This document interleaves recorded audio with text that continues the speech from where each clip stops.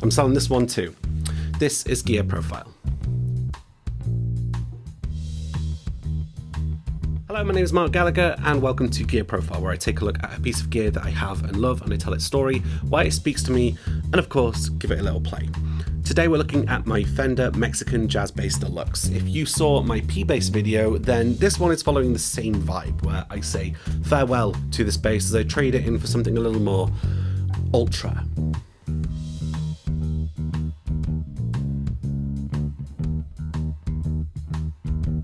After enjoying the wonders of my precision bass, I wanted to expand. Musical instruments are tools, and you need to have a different variety of tools to suit the different jobs.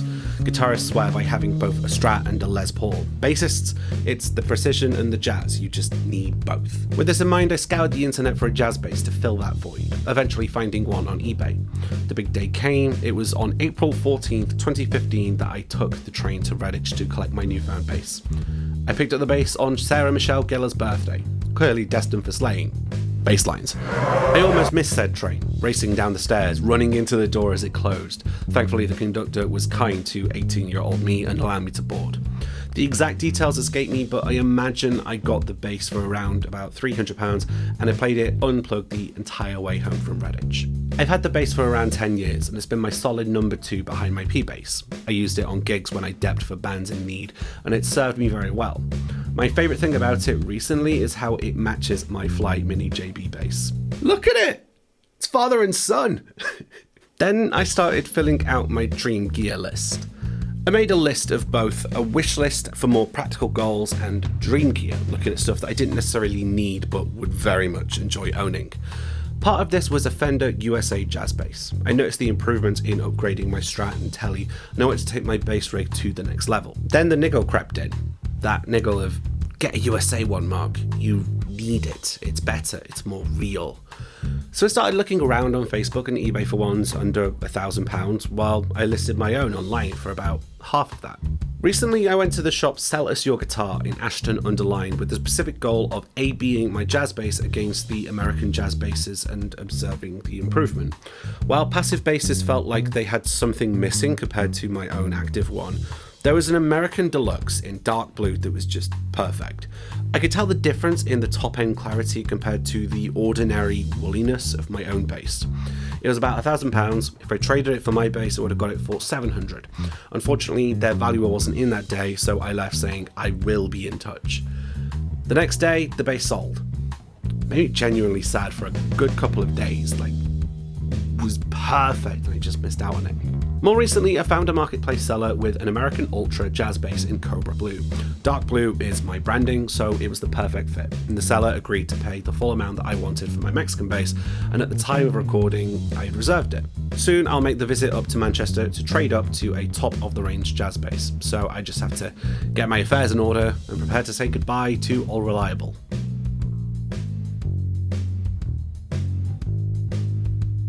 This is a Fender Mexican Jazz Bass Deluxe from the early 2000s, likely 2003.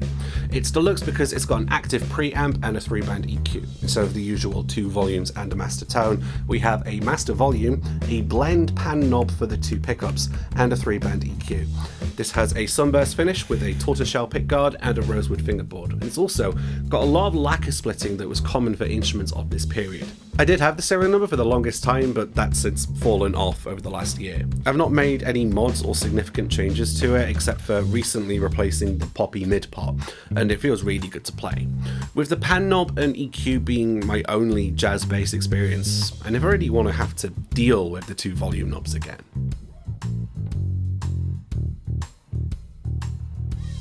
I've never owned other jazz basses, so this one's my only frame of reference.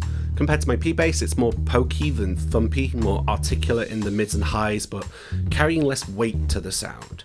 I generally like hot sounding pickups, so maybe that's a reason why I've always gravitated more towards the P-Bass, whereas this felt a bit delicate by comparison. Its pickups are a bit woolly, and I find this to be characteristic of most Fender Mexican instruments. I generally favour the neck pickup for its smoothness. The bridge pickup doesn't fit most of the music that I play. Usually when I'm playing, I like to pan it about 70-30 in favour of the neck. EQ wise, I love to give some love to the bass and the treble while cutting the mids. In a full stack rig like mine, it gives quite the meaty tone. Okay, so here it is in the middle position with the volume on full and EQ is flat.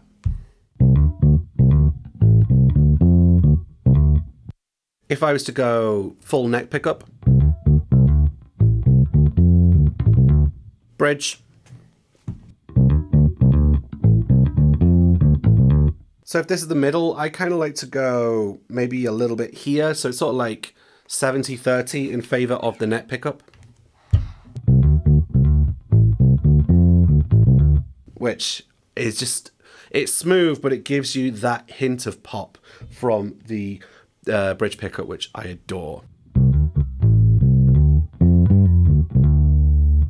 Let's put some more bass in. Dial that back a bit, throw top end in. Love that.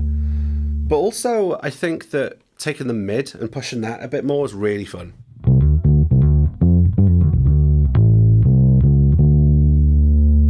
However, you can cut the mids and you get a bit more like of a modern tone to it.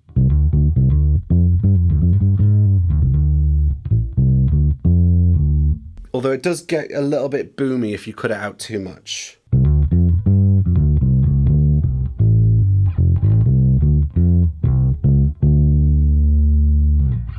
Meanwhile, here's a P bass for comparison.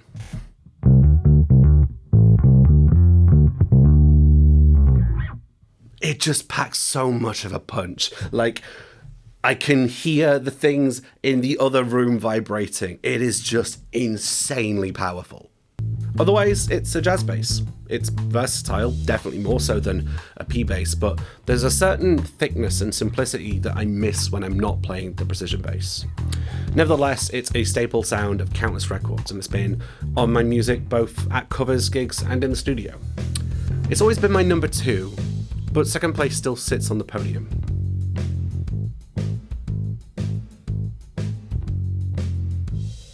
So I guess I just gotta say goodbye.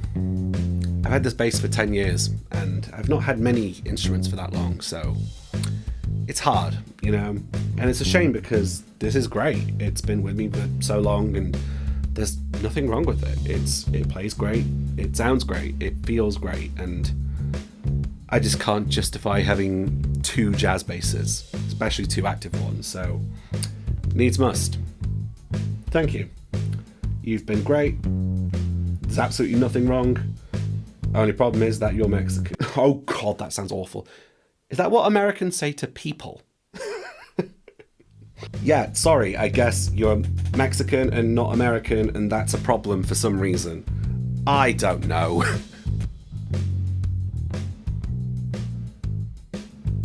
My name is Marc Gallagher, and this has been Gear Profile. Thanks for watching, and let me know if you have any thoughts down in the comments. You can also follow me on your favourite social media at Marc Gallagher Music, Marc with the C, and consider supporting me on Patreon. For now, I'm Marc Gallagher.